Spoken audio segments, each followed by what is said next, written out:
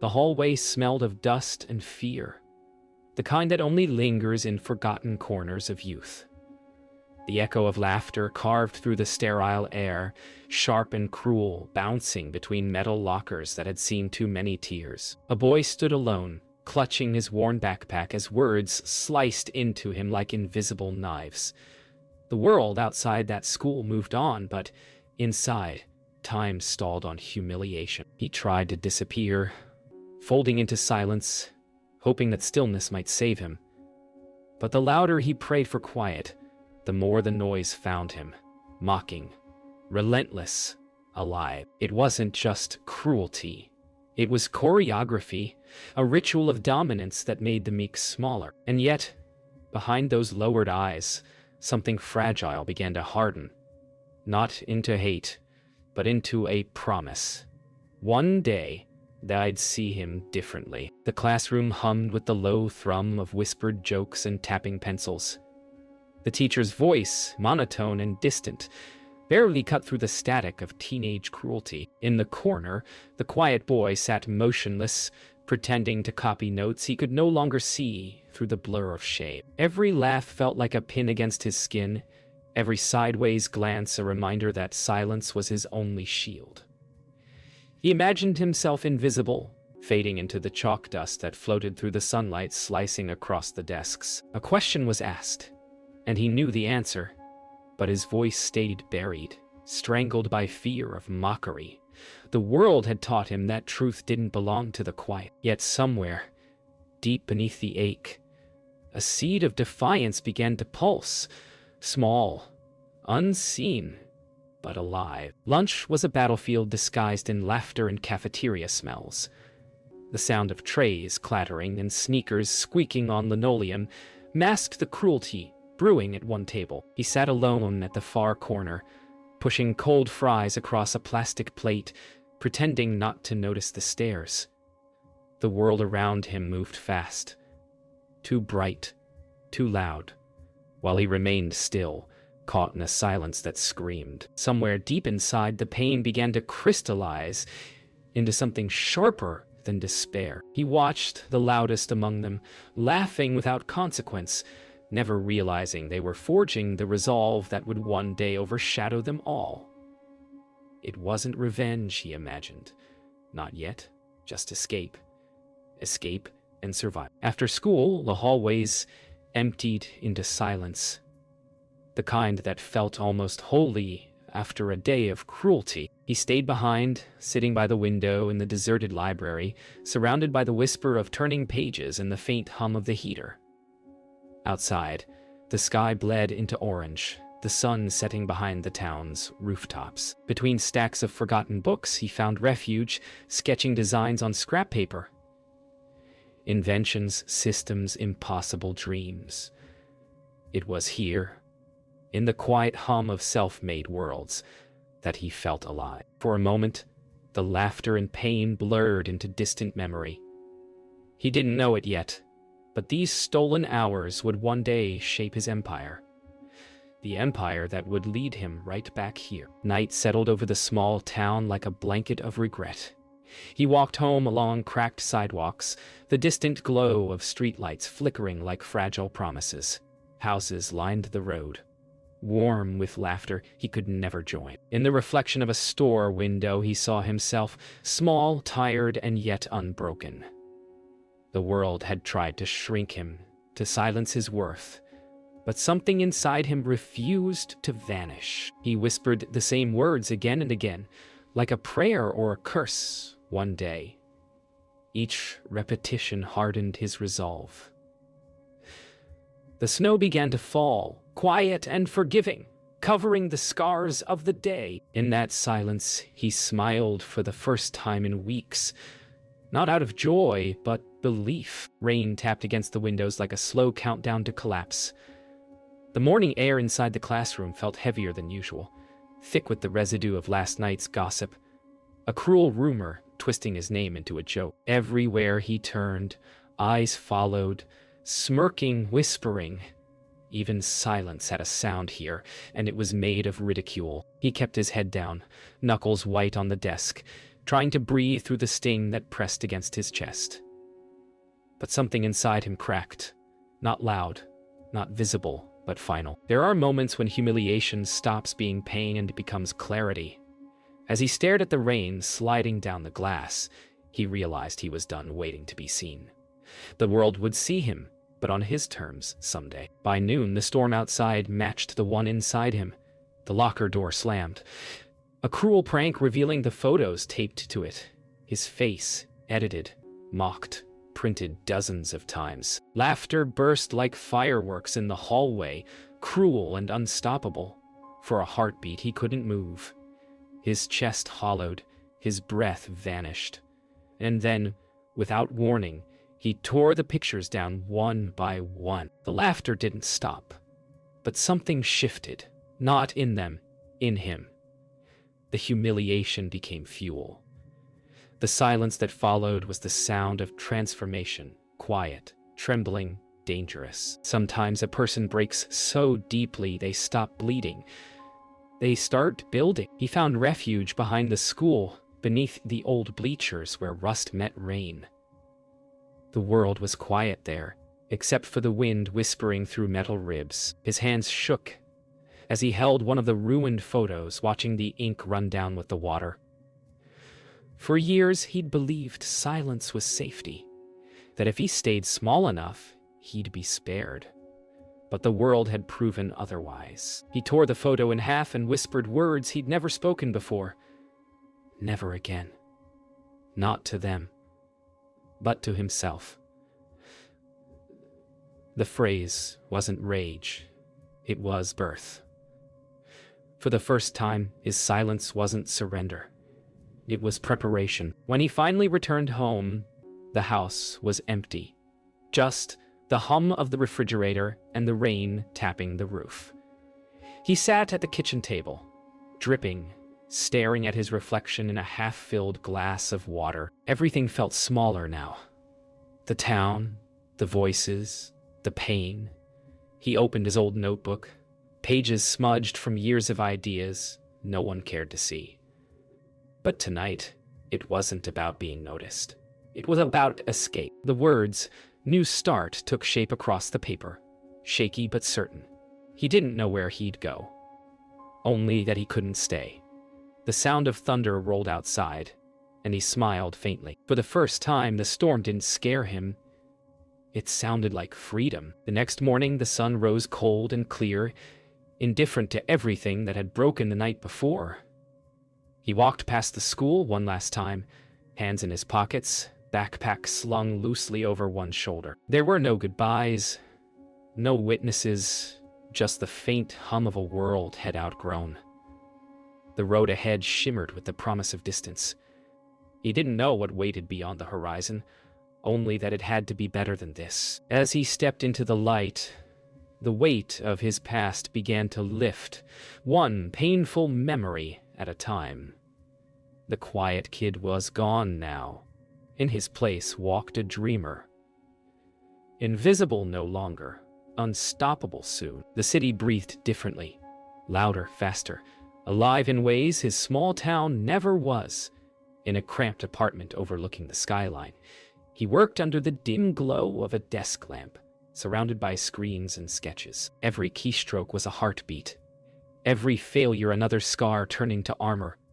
Nights bled into mornings, fueled by black coffee and stubborn hope. He was building something, though he couldn't name it yet. Something that would outlast the noise of the past.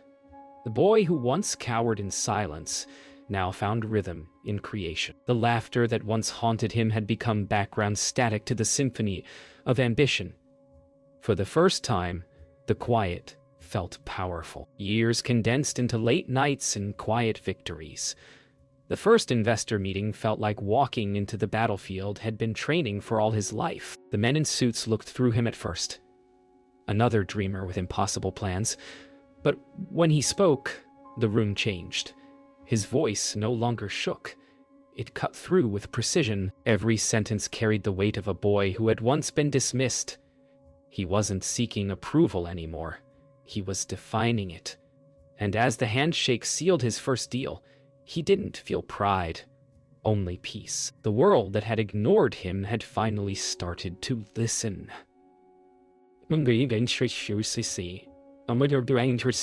The company grew faster than he had dreamed, faster, perhaps, than he was ready for. The quiet apartment became a tower suite, the old notebook replaced by a team of engineers, but amid the noise of success he still worked in silence, long after the lights went out. Some chased wealth for recognition.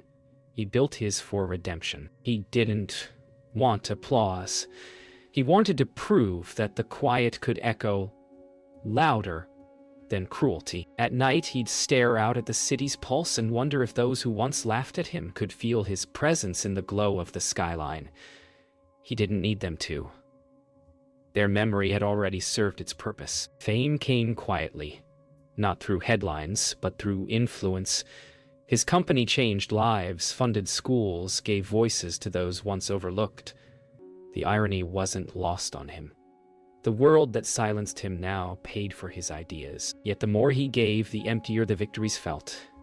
He had built an empire on resilience, but it stood on the foundation of a broken boy he had never truly faced. When the invitation came, a struggling school in his old town seeking new leadership, it felt like a whisper from the past. Not revenge, closure. The kind that demanded he walk back through the ghosts, head left behind. The jet sliced through clouds toward a skyline far smaller than the one he'd conquered. From above, the town looked almost peaceful, as if it had never hurt anyone, but memory has its own weather. As the plane descended, old images resurfaced. Lockers, laughter, silence. He wasn't returning for them. He was returning for the boy he left behind. The past wasn't a wound anymore. It was soil. And from that soil, something stronger had grown. As the wheels touched down, he smiled faintly. The quiet kid had come home. Not to remember the pain, but to rewrite its ending. The town hadn't changed much. The same cracked sidewalks, the same sleepy streets pretending time had stood still. But he had. As his car rolled past the old school gates, he caught sight of the worn brick walls that had once been his cage. The air smelled of wet grass and memory. Faces turned, curious but unaware, watching the stranger in the sleek car. Inside, his heartbeat stayed calm, measured, almost reverent. It wasn't vengeance that brought him back, but something quieter. A reckoning with the silence he once hid behind. When he stepped out, the wind carried a faint echo from long ago. Laughter, footsteps, a voice saying his name. He exhaled and walked toward the doors that had never truly closed. The teachers gathered in the auditorium, whispering about the new principal, the millionaire who had chosen their humble school. As he stood at the podium, their chatter dimmed. The voice that filled the room wasn't loud, but it carried authority born from endurance. He spoke of opportunity, of rebuilding, of giving every student a voice. The words flowed with quiet conviction, and though no one recognized him yet, the weight behind them struck something familiar. To him, it wasn't just a speech, it was reclamation. Each sentence built a bridge between who he had been and who he had become. When the applause came, he smiled faintly. They were clapping for a man they didn't yet know they had once broken. After the assembly, the halls buzzed with curiosity. Students whispered about his expensive car, his confidence, his mystery. He walked the corridors slowly, fingertips brushing the lockers that once echoed with cruelty. They looked smaller now, almost harmless. In the teacher's lounge, faces turned politely, until two pairs of eyes froze. The past met the present in a silence too deep for words. For a moment, the years vanished, and they were just kids again. One ashamed, one haunted, one changed beyond recognition. He didn't mention it. He just smiled, offered his hand, and said, "Good to see you." It wasn't a greeting. It was history forgiving itself. Later that day, he walked through the classrooms as students looked up with quiet admiration. The walls smelled of chalk and youth, echoing with dreams and insecurities. In one corner, he noticed a girl sitting alone, head down, sketching in her notebook, surrounded by laughter that wasn't kind. The sight struck him like déjà vu. He paused, remembering the weight of being invisible. Approaching her, he didn't lecture. He simply asked what she was drawing. When she showed him, he smiled, a real smile, and said, "That's beautiful. Keep going." The girl blinked, unsure, then nodded. For him, it wasn't just kindness, it was redemption. A fragment of the past rewritten in gentle ink. As dusk settled, he stood outside the school, watching the last of the students drift home. The building glowed in the amber light. Older, quieter, yet alive. The ghosts had stopped whispering now. They just watched. Behind him, footsteps approached. Familiar voices, hesitant. When he turned, the faces of his past looked back. Older, humbled, uncertain. They began to speak, apologies tangled with disbelief. He listened without anger. Time had already done what vengeance never could. "We were kids," one said softly. "No," he replied, voice gentle but firm. "We were choices." Then he smiled, not in triumph, but peace. The sun slipped below the horizon, and with it, the last shadow of who he used to be. It started with a name. One whispered in the hallway like a secret no one wanted to believe. A student had found an old yearbook, dusted and yellowed, with a face that looked eerily familiar. The realization spread like wildfire, each whisper heavier than the last. By midday, the staff room had fallen silent. The quiet kid they'd forgotten had returned as their leader. But what unsettled them most wasn't his success. It was his calm. He carried no bitterness, no fury, only composure, like a man who had already forgiven what others hadn't yet confessed. The truth didn't shout, it simply stood in the light, waiting to be seen. By afternoon, the whispers had turned into silence, the kind that follows after a collective confession. He moved through the corridors as though nothing had changed, greeting students, reviewing papers, attending meetings. But everywhere he went, eyes lingered longer. The weight of realization hung in the air like humidity. When he passed Liam in the gym, time seemed to freeze. The same man who once towered over him now looked smaller, shrunken by memory. Their eyes met, and in that quiet exchange, everything was said without words. Regret, humility, and understanding. Power didn't look like dominance anymore. It looked like grace. Later that evening, he stood before the teachers' board, addressing them as calmly as he always did. But this time, every word carried double meaning. He spoke of empathy, accountability, and the need for every educator to protect the voiceless. No one interrupted. Some lowered their eyes. Others nodded slowly, ashamed of what they'd once ignored. When he finished, the room stayed silent, not out of fear, but reverence. He didn't mention his past. He didn't need to. Truth had already done its work. Sometimes the most powerful revenge is delivered without ever being spoken aloud. That night he sat in his office alone. The building creaked softly, the air still thick with revelation. He looked around at the room. His nameplate on the door, the framed degrees, the walls that had once mocked him with graffiti. The same space that had suffocated him now carried his name in polished brass. He closed his eyes, letting the moment settle, not as triumph, but as closure. The journey had never been about proving them wrong. It had been about proving himself right. That silence, when harnessed, could roar. Outside, rain began to fall again, soft and rhythmic, like applause from the heavens. Morning came with clear skies, the kind that follow heavy storms. He arrived early, walking the empty halls that once echoed with his fear. This time, they felt lighter. As he stopped near his old locker, now freshly painted, He smiled. Behind him, footsteps approached. Sophie stood there, hesitant but brave. She spoke softly, her apology trembling between words. He listened, and when she finished, he simply said, "Thank you." Then he turned to the locker and tapped it once, a farewell to the past.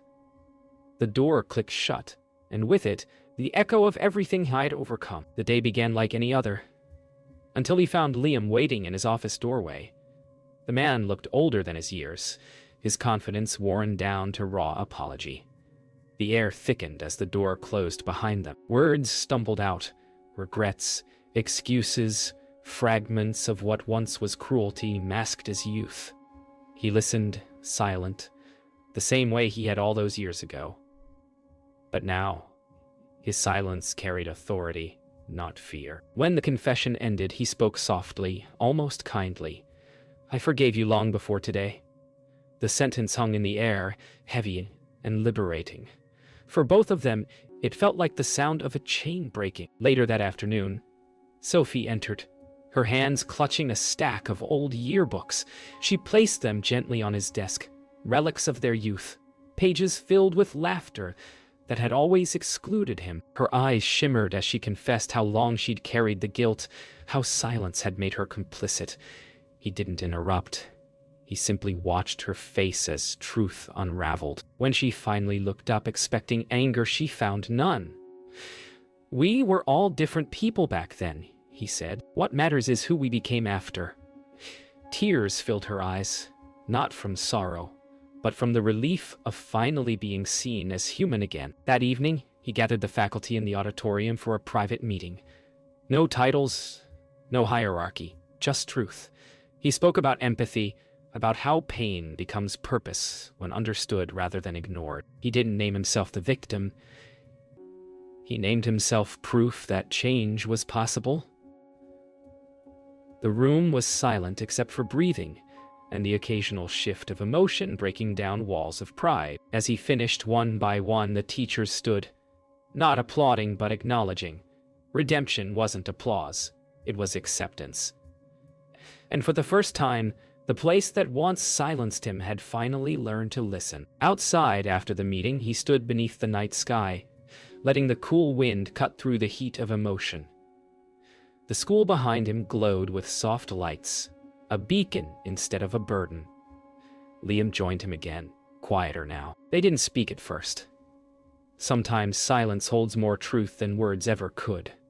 Then, with a faint laugh, Liam said, "You turned this place into something better than we deserved." He smiled, eyes on the horizon. "We all deserve better, even the ones who once didn't." The moment lingered, fragile but real. Two men looking at the same stars with new understanding. Before leaving for the night, he walked one last time through the empty corridors. His footsteps echoed, steady, unafraid. Each door, each wall, each creak of the floorboard had been part of his story. Now they belonged to his peace. At the far end, he stopped by a window and looked out at the darkened field. The reflection staring back wasn't the boy who'd once hid in silence, but the man who had learned to master it. The world had given him pain as a lesson, not a curse. He smiled faintly, whispering to the emptiness, "We're okay now." And for the first time, the wall seemed to whisper back, not with laughter, but with gratitude. The new semester began with laughter that didn't sting. The halls, once filled with ghosts, now hummed with possibility. He watched students pass, some loud, some shy, all unaware of the quiet history their school carried. Among them walked the girl he had once encouraged, sketchbook in hand, her smile small but certain. He realized then that redemption wasn't loud or cinematic. It was hidden in moments like this, when someone believed in themselves because you once believed in them. The past had not vanished. It had simply been rewritten, its edges softened by kindness. He exhaled, content to let the next story begin where his had ended. In the art classroom, the air smelled of paint and possibility.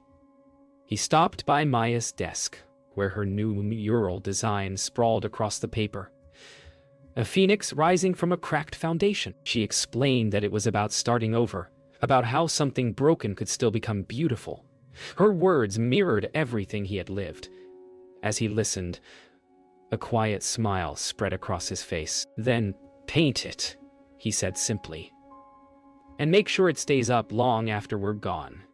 Her laughter filled the room like sunlight, and for a moment, he saw his younger self. No longer in pain, but finally at peace, carried forward in color. The mural unveiling drew the entire school. Students, teachers, even townsfolk gathered under the noon sun as the cloth was pulled away, revealing the phoenix bursting from fractured stone. Applause erupted, echoing against the walls that once heard only cruelty. He stood quietly off to the side, watching faces light with pride. Liam clapped the loudest, Sophie smiled through tears, and Principal Caldwell stood humbled, eyes glistening. It wasn't about him anymore. It was about what the pain had created, a culture of compassion born from silence. The mural wasn't decoration, it was declaration. The quiet had spoken, and the world had finally listened. Later that week, he sat beneath the old oak tree by the field, the same spot where he once ate alone years ago. Now students gathered nearby, laughing freely, unaware of the ghosts he had laid to rest under that shade. He felt no urge to tell them his story. Their laughter was proof that he didn't need to. The cycle had broken. A new silence filled the air. Not the silence of fear, but of peace. He closed his eyes, letting the wind move through the branches like applause from the past, grateful that life had allowed him to come full circle. That evening, as the sun sank beyond the school's horizon, he locked his office for the night. The halls were quiet again, but this time, the quiet belonged to him. Outside he paused, looking back one last time at the glowing windows. The boy who once walked away from this place had returned not to change the past, but to transform it. Success had not healed him. Purpose had. He smiled softly, knowing the story would outlive him in every student who found courage where he once found pain. As he stepped into the fading light, the silence followed, not as an echo of loneliness, but as the sound of peace well earned.